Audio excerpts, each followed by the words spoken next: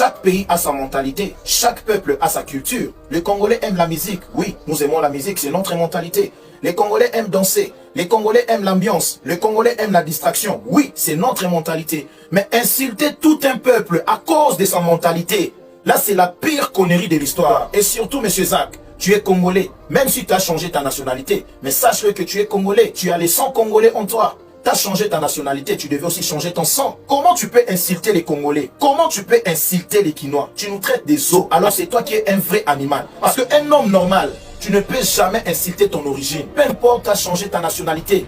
Mais sache que ta source, c'est les Congos. Ton origine, c'est les Congos. Comment tu peux insulter ton origine?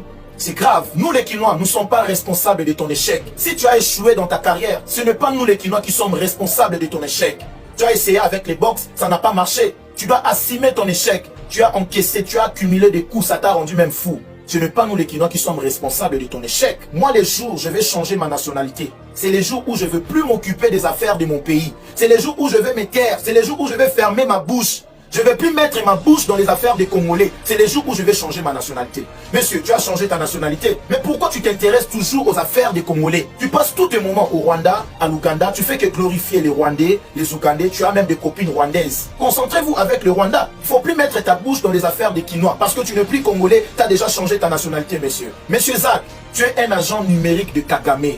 Les amis, vous devez savoir une chose. Le Rwanda a changé sa façon de nous faire la guerre. Ce n'est pas seulement une guerre avec des armes. Maintenant, le Rwanda nous attaque avec la guerre numérique. Voici l'un de ses agents. Monsieur Zach, je te croyais un homme sage, je te croyais un intellectuel. Alors je comprends que tu es un animal. Oui, les gens qui te glorifient, les gens qui t'acclament, ce sont tes complexés. Ce sont des gens qui sont impressionnés par ta vie. Ce sont des gens qui sont impressionnés par tes prétentions de vie de luxe. Alors que tu n'es pas sage. Tu n'es pas sage. Tu penses que tu as l'amour du Congo plus que moi? Tu fais qu'inciter les Congolais. Dites-moi, qu'est-ce que tu as fait? Qu'est-ce que tu as contribué pour l'avancement de notre culture? Qu'est-ce que tu as fait pour l'avancement de notre pays? Tu fais que parler. Tu es un orgueilleux. C'est tout. Monsieur Zach, je te lance un défi.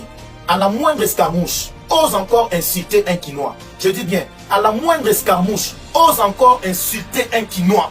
Quand vous avez bâti votre armée numérique pour déstabiliser la RDC, moi aussi à mon tour, je vais bâtir une armée numérique. Nous allons faire face à vous et à votre président. Tu incites un Quinois, je nie le gouvernement faire ça. C'est quel message? C'est quel genre de message? Au moment où nous, le peuple congolais, nous dénonçons ces génocides, vous, le membre du gouvernement, vous êtes censé prendre des mesures pour mettre fin à ces génocides. Maintenant, c'est votre tour de pleurer, de pleurnicher pour faire ça. Ça, c'est un message de désespoir. Donc, le peuple congolais ne peut plus espérer en vous. Au moment où nous, on espère que la solution viendra de vous, et c'est à votre tour aussi vous pleurnichez. Au moins que vous ne connaissez pas votre rôle. Qui sont les M23? Les M23 sont des terroristes et rebelles qui font la guerre contre le gouvernement, contre vous les gouvernements, pour que vous puissiez faire un dialogue ou une négociation. Maintenant, c'est à votre tour de faire ça. Au moment que vous faites ça, les rebelles des M23, ils se moquent de vous. Là, c'est montrer votre niveau de faiblesse. Alors que vous êtes le gouvernement, vous avez la force, vous avez la puissance, vous avez l'armée. Vous êtes censé de prendre des mesures, des décisions pour mettre fin à leur existence et vous donner ce genre de messages. Ils vont se moquer de vous.